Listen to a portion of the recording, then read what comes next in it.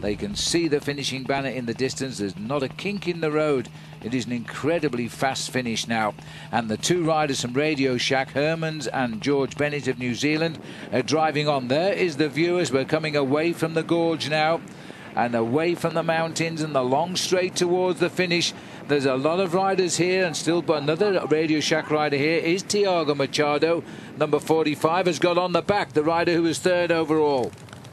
It's a gap of maybe 6 or 7 seconds, but when you're travelling at 70 kilometres plus per hour, 2 kilometres to go, those guys behind, I think they're going to have a lot of trouble catching up if these guys can cooperate for a little bit longer. You see Thomas, he just does not want to get caught. He tucks in, he's got that aero position like a time trialist. He wants this thing to stay in front. And he's right, every second counts in this race, and there's a 10-second win bonus for the leader. He's looked over his shoulder, he has seen them coming, and quite happy to take up the chase is George Bennett. Under 1 kilometre to go, they're not going to catch. These four have stolen the day here and done it well indeed. There's a time gap between them.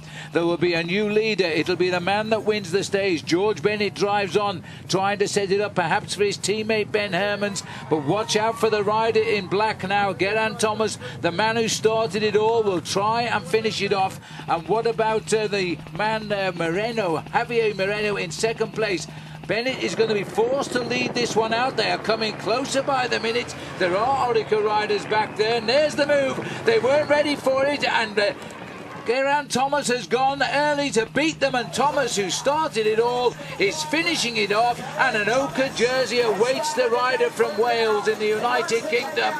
This is a rider who's done just about it all. We don't mention his gold medal against the Australians this year in the Olympic Games in London, but we just did.